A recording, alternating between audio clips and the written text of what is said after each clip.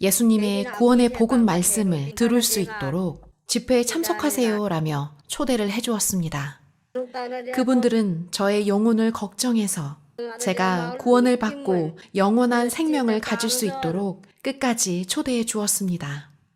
매일매일 와서 저를 초대했습니다. 그러나 저는 그 형제를 너무나 미워했습니다. 이 집회가 시작될 때부터 해서 지금은 제가 다니는 예배당에 청년들이 거의 없습니다.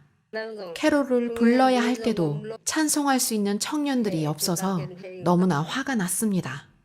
뭐 하는 거예요? 저의 가족을 듣도록 하고 싶은 것 같은데 가서 본인 가족이나 듣게 하세요. 라고 얘기했습니다. 그러나 그는 끝까지 와서 저를 초대했습니다. 제 남편이 죽었을 때도 마음이 아프고 절망하는 대신 하나님 말씀을 들었으면 좋겠다라며 초대했습니다. 너무나 가고 싶지 않아서 거절할 수 있는 만큼 거절했습니다. 그러나 저에게 하나님의 뜻이 있었던 것 같습니다.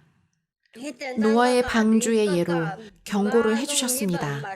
이렇게까지 초대해서 돌봐주심에도 불구하고 참석하고 싶지 않아라며 거절한다면 언젠가 노아의 때처럼 이 지구가 멸망할 때에 후회하더라도 이미 시간은 늦을 것입니다. 저의 마음이 집회에 참석하고 싶어졌고 다음에 집회가 있으면 참석해야겠다라는 생각이 들었습니다. 그래서 거절하지 않았습니다.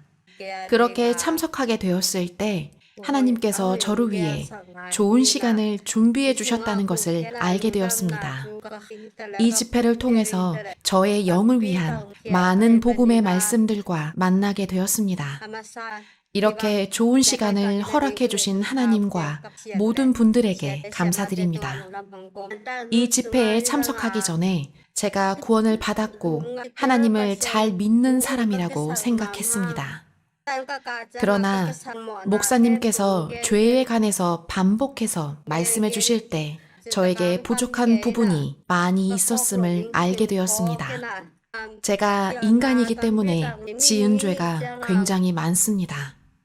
예수님께서 우리가 우리에게 죄 지은 자를 사하여 준 것 같이 우리 죄를 사하여 주옵시고 이렇게 기도하라고 하셨습니다. 그러나 저는 다른 사람의 죄를 용서할 수 없었습니다. 그러한 나를 하나님께서 어떻게 용서할 수 있겠는가?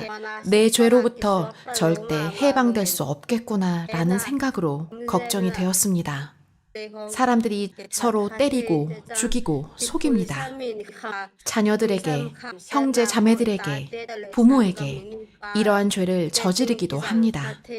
사람들은 가족, 형제 자매들, 마을 사람들, 교회 사람들에게 서로 죄를 용서했다고 얘기들 합니다.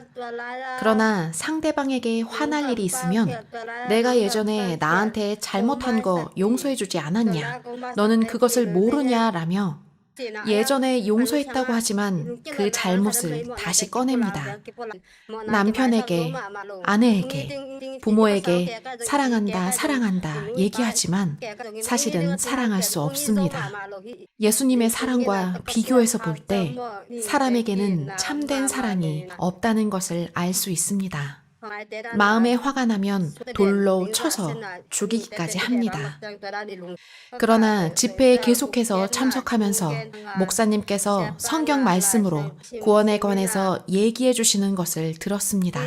저희들이 어머니 뱃속에서 죄 중에 잉태되었고 죄인으로 태어나 죄를 지었지만 하나님께서 이 모든 죄를 용서하시고 기억지 않으시고 죄를 다시 삼지 않으시겠다고 하셨습니다. 요한복음 8장 11절 대답하되 주여 없나이다. 예수께서 가라사대 나도 너를 정죄하지 아니하노니 가서 다시는 죄를 범치 말라 하시니라. 사람들은 제 죄를 정죄하지만 예수님은 저의 죄를 정죄하지 않으셨습니다. 저의 죄를 용서해 주셨습니다. 목사님께서 이 말씀을 해주실 때 마음이 너무나 감동되었고 눈물이 흘러나왔습니다. 이 성경 말씀은 제가 어렸을 때부터 들었고 주일학교에서도 들었던 말씀입니다. 그러나 이제야 이 말씀의 의미를 깨닫게 되었습니다. 목사님께서 탕자의 비유의 말씀을 해주셨습니다.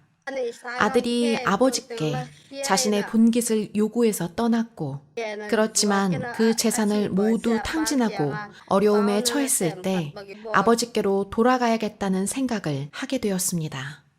아들은 품꾼의 하나로 저를 받아들여 주세요 라는 생각으로 돌아왔지만, 아버지는 아들이 돌아온 것이 너무 기뻐 제일 좋은 옷을 입혀주시고 살찐 송아지를 잡아 잔치를 베풀었습니다. 저희들 같았으면 너 돈 무엇에 다 써버렸냐? 라고 물었을 것입니다.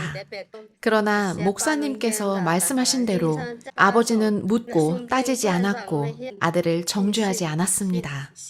모든 것을 용서하셨고 완전히 잊어버리셨습니다. 하나님께서 저희들의 죄를 용서하시기 위해 아들을 세상으로 보내셨습니다. 구약시대의 양의 피, 염소의 피는 1년간만 효력이 있었습니다. 영원한 죄사함이 아니었습니다. 하나님께서 독생자 예수님을 이 세상에 보내셔서 십자가에서 흘리신 그분의 보혈로 저희들을 구속해 주셨습니다.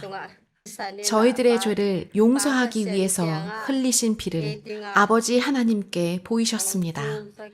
그렇게 저희들이 죄 사함을 받게 되었습니다. 제가 죄인이지만 하나님께서 아들의 피로 저를 보시기 때문에 저의 죄를 더 이상 보지 않으시고 의인으로 보십니다. 제가 선해서 능력이 있어서가 아니었습니다. 하나님의 사랑으로 저의 죄를 용서해 주셨고 구원해 주셨습니다. 예수님과 하나님께 너무나 감사드립니다. 이 구원의 말씀은 저의 영적 눈을 열어주었습니다.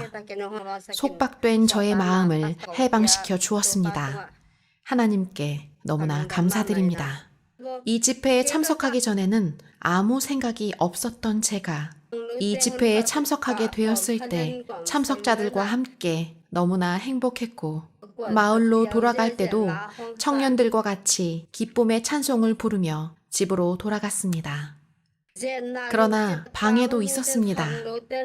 하나님께서 저희들에게 준 축복이 너무나 크기 때문에 이러한 방해도 있는 것 같습니다. 저희 마을 천주교 청년들이 가는 길을 막고 조롱을 했습니다. 그러한 방해를 직면해야 했지만 집회 기간 동안에도 차로 이동하는 시간에도 하나님께서 사단의 방해로부터 저희들을 보호해 주셨습니다. 오늘 이 시간까지 이끌어 주시고 도와주신 하나님께 너무나 감사드립니다. 이 정도로 마치겠습니다.